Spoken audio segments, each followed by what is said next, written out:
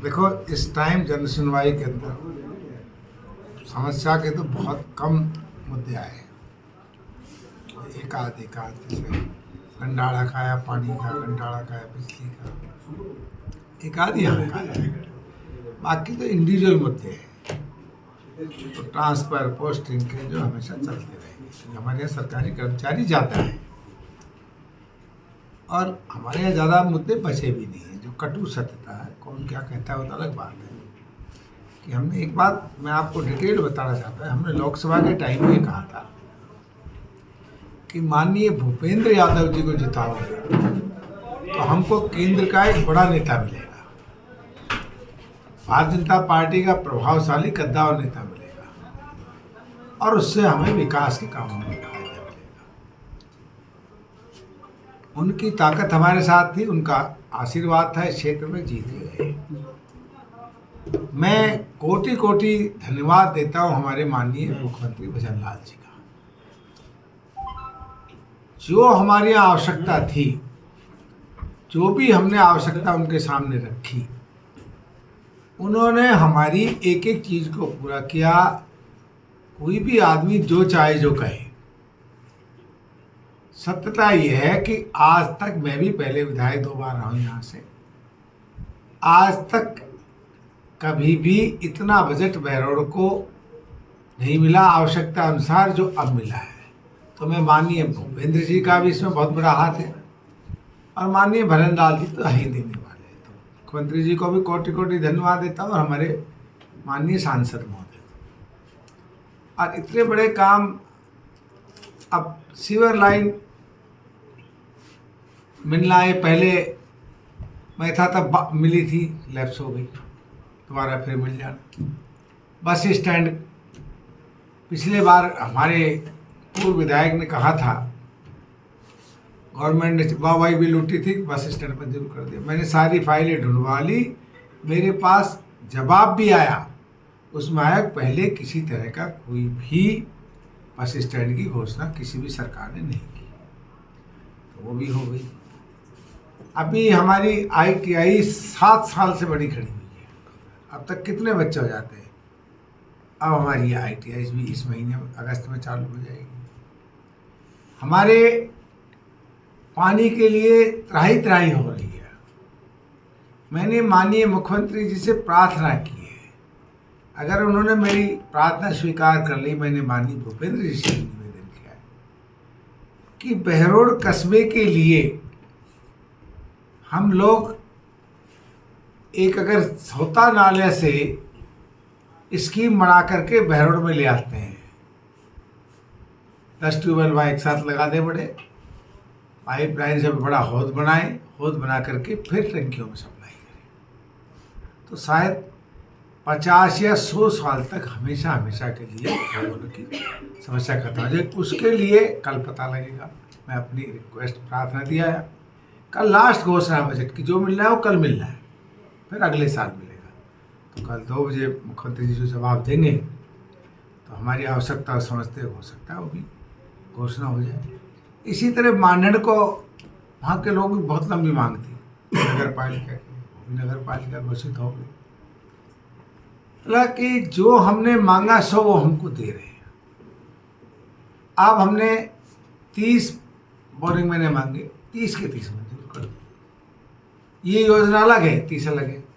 हमारे यहाँ पानी का लेवल, वाटर लेवल बहुत ही नीचे जा रहा है। हमारी ERCP की योजना मंजूर हो गई है बहरोड़ को, लेकिन वाटर लेवल तो ऊपर रहे तो आदमी छोटे छोटे कामों के लिए और भी दुनिया भर के उपयोगिता की जरूरत पड़ेगी इंसान को। उसके लिए जो कभी किसी ने कल्पना नहीं की थी, बहुत बड़ा बांध खापरिया खोरी के अंदर बनवा रहे, तो आसपास के सब गाँवों के अंदर वाटर लेवल वो भी मंजूर हो गया है। ऐसा कोई काम नहीं है जो भी हमने चाहा वो नहीं मंजूर हुआ हो। मैं तो इस टाइम धन्यवाद दे सकता हूँ। और अब बहरोड़ के लिए शायद ऐसी कोई समस्या नहीं है जो आगे, हाँ, करोड़ उसमें आ भी गए, उठा भी लिए उसमें से। इन पैसों का सदुपयोग करें, आपको और हमको मिलकर बस ये निगरानी रखनी है। तरीके से बन गए तो ऐतिहासिक हॉस्पिटल बनेगा अपने आप में। 200 में लंबे समय से मांग चल रही थी, छोटा सा काम था, पर हालांकि क्योंकि आयुर्वेदिक हॉस्पिटल था और प्राथमिक स्वास्थ्य केंद्र लोग मांगते थे।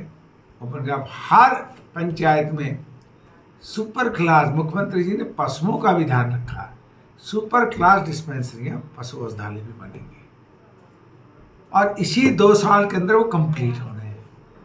कि हमारे 50 पंचायत है तो 25वां बन जाएंगे, 25वां की साल बन जाएगी। इसी तरह मॉडल डिस्पेंसरी बन रही है। तो काम हमने कर लिया। और आप लोगों को ध्यान हो तो बता दें, आज मैं सुबह से देख भी रहा हूँ कि लोगों को अपने इंडिविजुअल काम के अलावा जो बिजली की किल्लतें बीच में हुई थी, इसके लिए पहली बार 1 महीने के अंदर अंदर करीबन 550 ट्रांसफार्मर आना बहुत बड़ी बात है। 446 तो एक मुश्त आ गए, 44 एक बार आए, 56 एक बार आए और 10 टन जो मैंने केबल का रोना रोज था, एक मुश्त 10 टन हमने केबल मंजूर करवा लिया जो डिलीवर हो गया। अब तो आपके माध्यम से, मेरे माध्यम से भी लिख देना कि बिजली की हम कमी नहीं होने देंगे। जनता भी हमें सहयोग करे। जनता को जो चोरी करता है उसको पकड़वाना पड़ेगा। जनता अपना सहयोग दे, बिजली चोरों को पकड़वाए, जिससे रोज रोज ट्रांसफार्मर ना रुके और सरकार को राजस्व का भी घाटा नहीं हो। लोगों को जो बेचारे ईमानदारी से बिल पे कर रहे हैं वो दुखी होते हैं।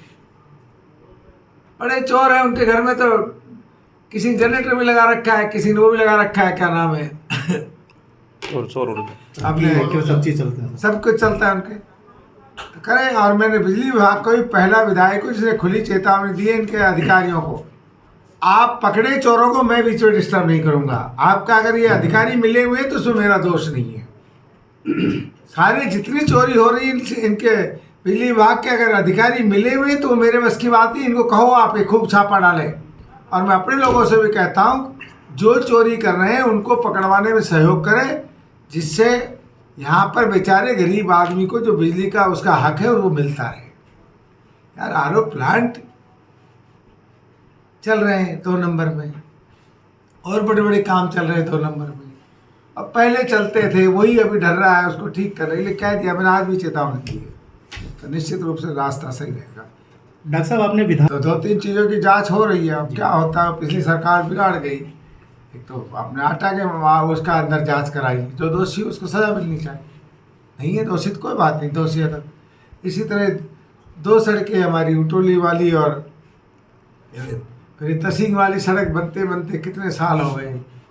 पेड़ इसके शिफ्टिंग के थे, सबकी जांच होनी चाहिए, कर रहे हैं। डॉक्टर साहब आपने करा लिया है। जी, जो हमारा पुल के इधर का साइड का है उसको पहले हमने टेस्ट कराया, फिर बाद में स्कीम बनाई, वहाँ से लगे। है कुछ मांग है आपकी विधानसभा में? देखो, इसका डॉक्टर जसवंत तो एक अपनी मांग उठाता है, इसको हमारे पीछे करने वाले तारक कारक तो हमारे माननीय भूपेंद्र जी है, केंद्रीय मंत्री। तो डॉक्टर जसवंत और माननीय भूपेंद्र जी मिलके निश्चित रूप से कोई ना कोई नया गुल खिलाएंगे और खिलेगा।